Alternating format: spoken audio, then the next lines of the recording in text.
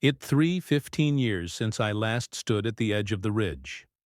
The trees had grown wilder, the road more crooked, but the scent of pine and earth was exactly the same. As I stepped out of my dusty truck and slammed the door shut, the echo traveled across the hills, like the land itself remembered me. This was where I grew up, my father's land, our family's roots. After the divorce, I didn't know where else to go. The city apartment felt like a prison of memories, every room echoing with the silence my wife had left behind.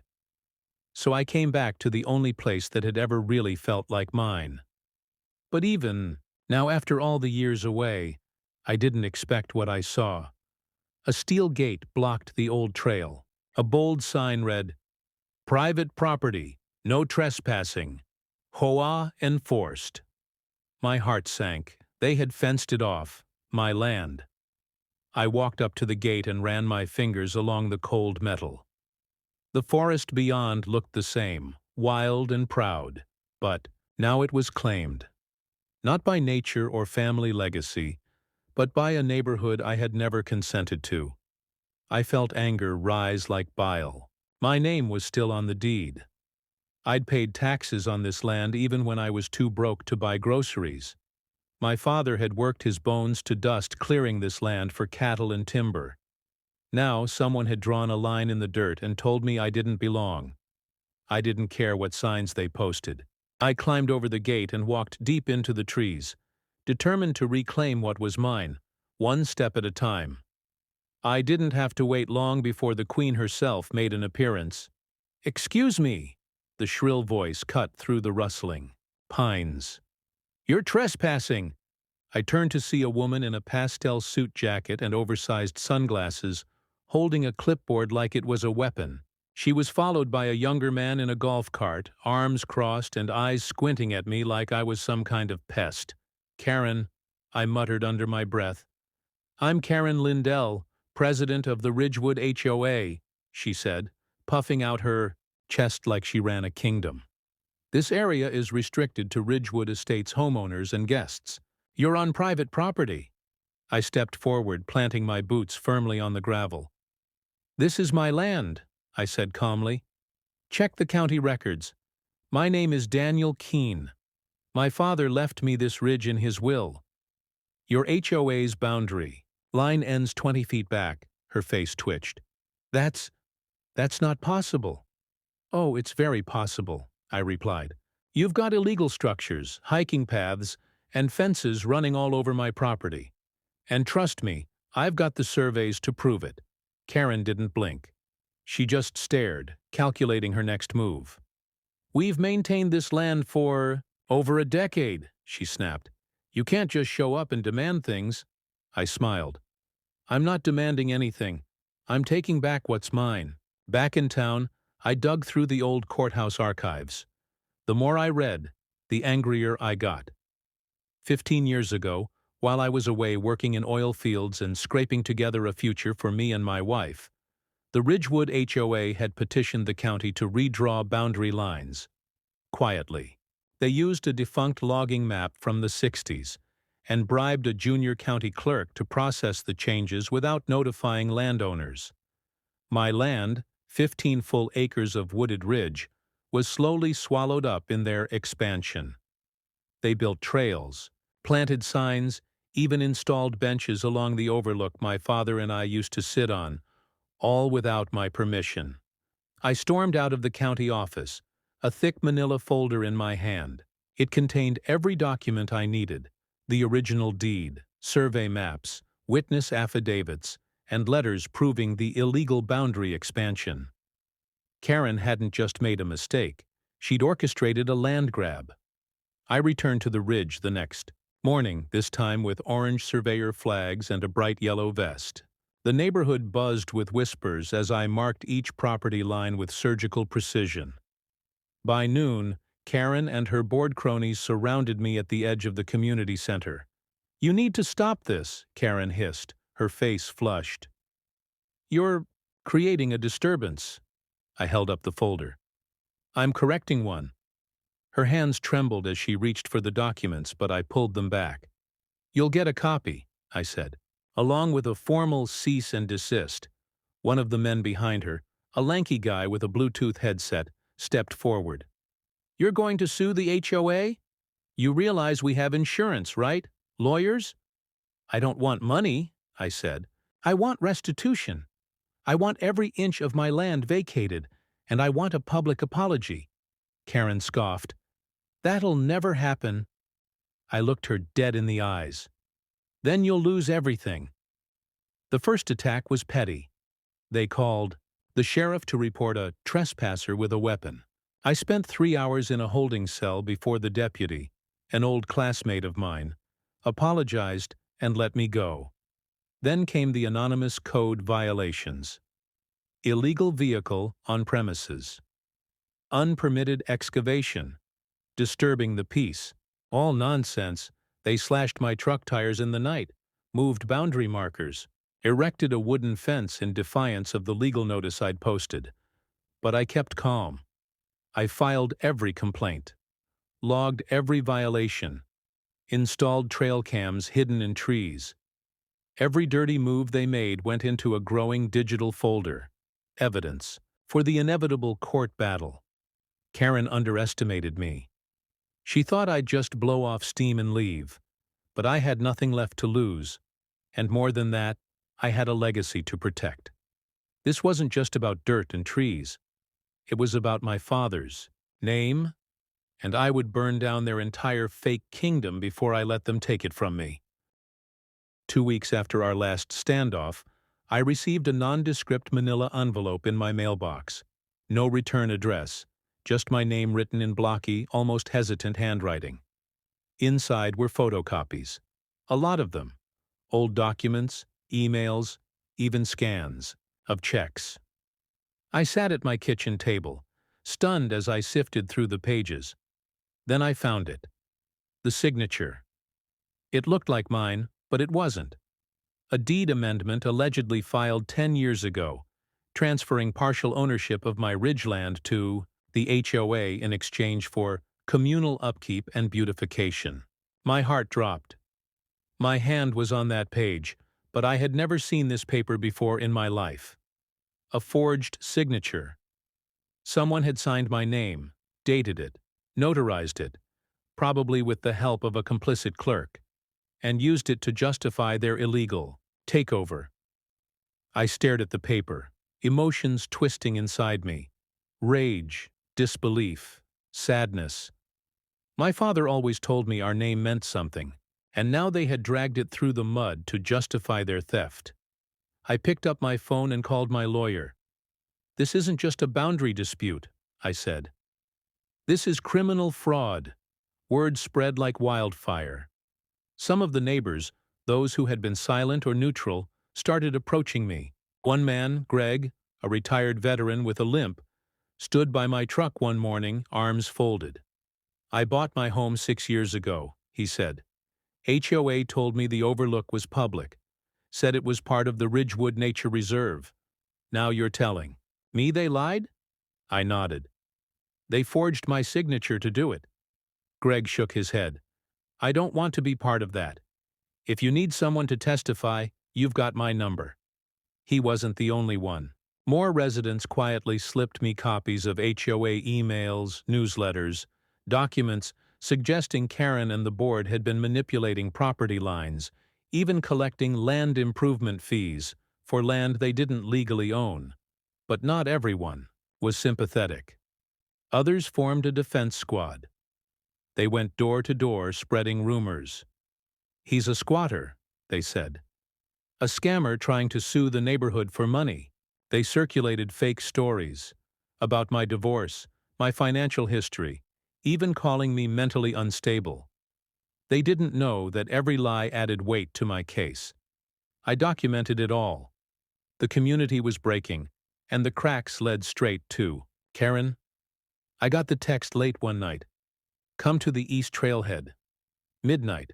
Bring no one. A friend." I should have ignored it. But I was too curious and too angry to stay home. I drove out in silence, parking far from the trail and walking in under cover of darkness.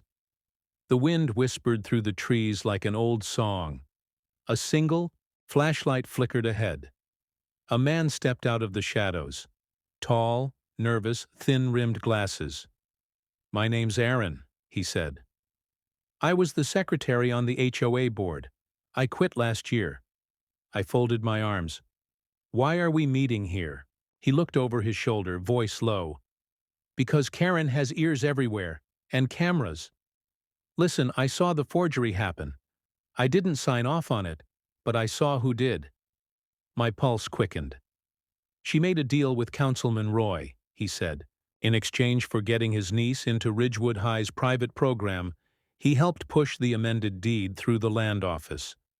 The notary was fake, just some temp from a real estate office. They burned most of the paperwork, but not everything."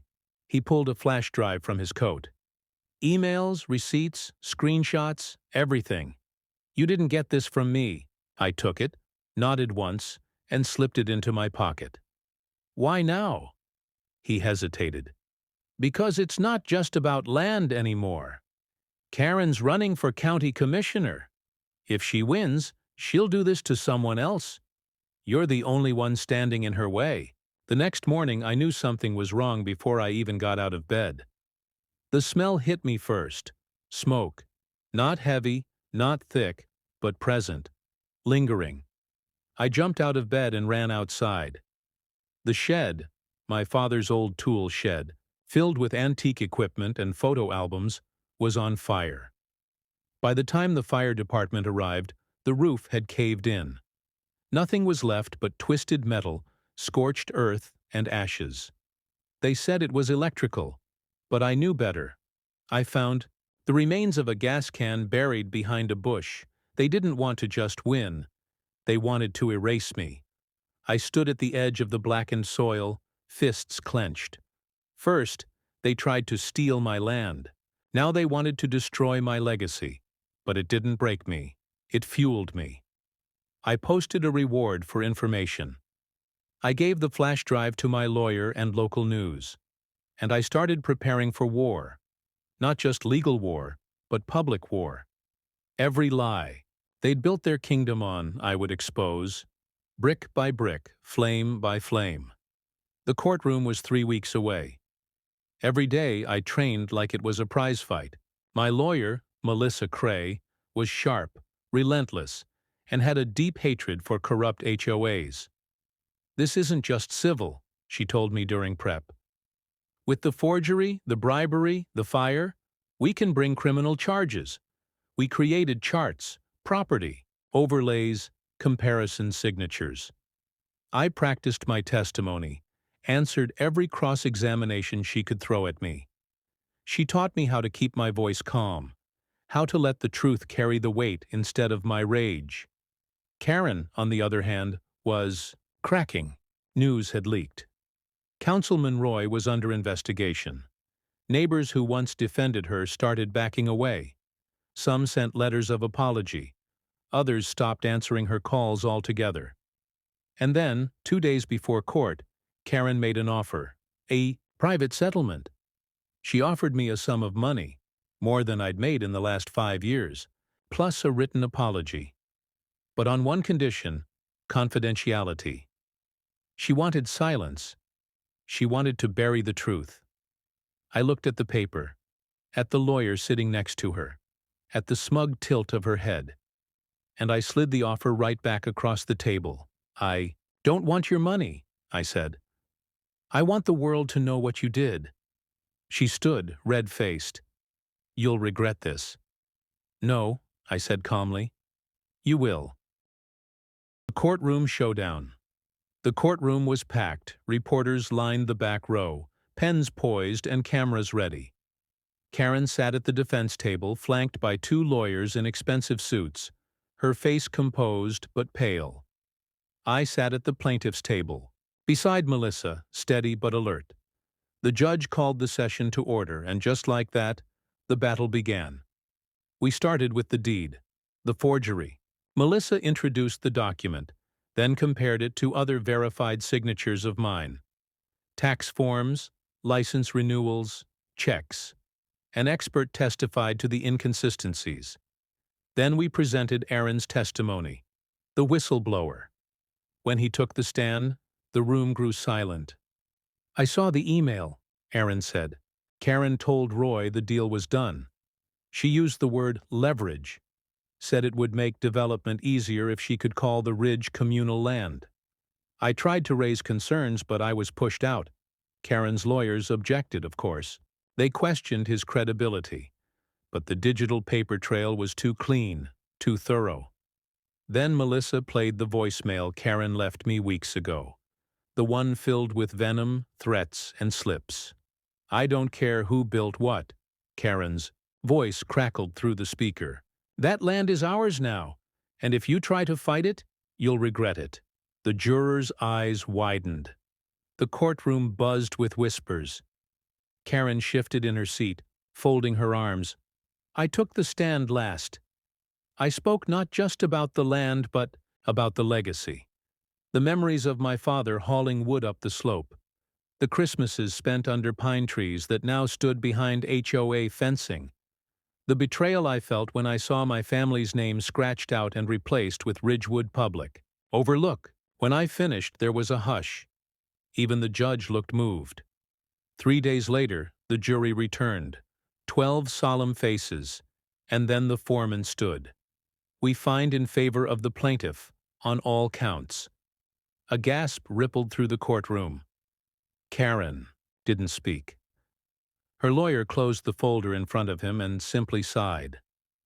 Melissa leaned toward me and whispered, "We won." But it wasn't just about money or land anymore.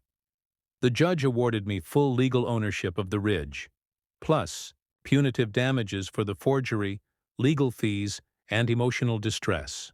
The HOA was ordered to remove all signs, gates, and fencing.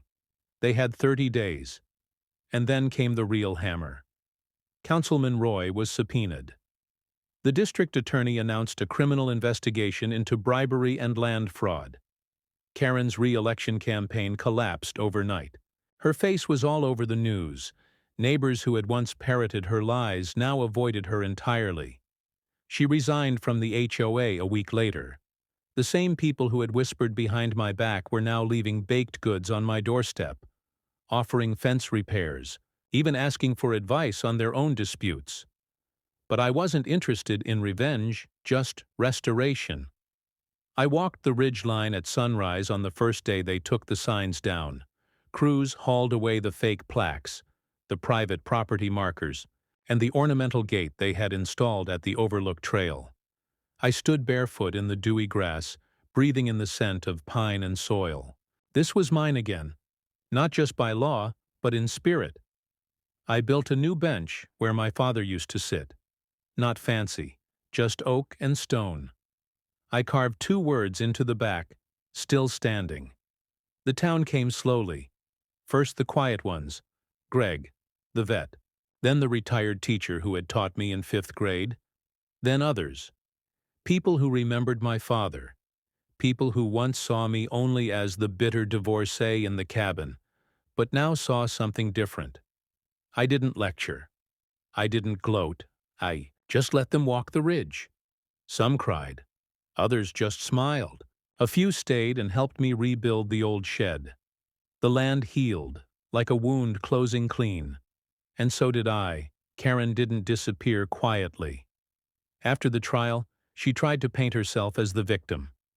She posted long, cryptic messages on neighborhood forums, blaming political enemies, calling me a vindictive liar, and swearing there was a conspiracy against her.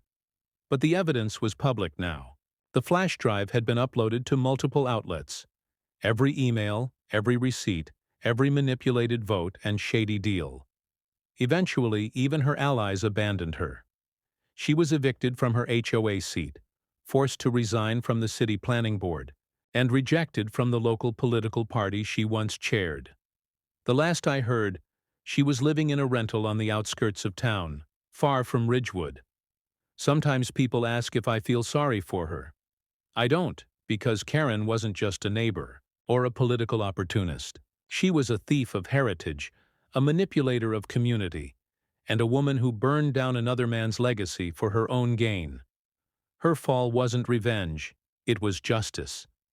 Months passed, winter came, and I stayed in the cabin, watching snow cover the ridge like a blessing. I built a small trailhead with a carved arch that read, "Burns Ridge Trail, open with respect." Visitors came, hikers, historians, families. I allowed access, but I set the terms. No HOA, no politics, no power games. Just honesty, community, and quiet. And then something unexpected happened. One morning, while checking the mailbox, I saw a woman I hadn't seen in years. Clara, my ex-wife. She looked older, so did I, but there was a softness to her face. "I saw the news," she said. I wanted to say I'm sorry. For everything." We talked. Not about getting back together, but about closure. About how life turns strange and full of circles. She said our son, David, was asking about the ridge, about Grandpa's land. I told her he was welcome any time. Weeks later, David came, 17 now, taller than me. He walked the ridge in silence, then sat beside me on the still-standing bench. "This was Grandpa's?" "Yeah," I said. "Now it's yours too, if you want it." He nodded, and in that moment I knew the fight was worth it, not just for land, but for legacy. Because some hills are more than just property. They are the ground beneath our memories, our bloodlines, and our names. And this one was ours again.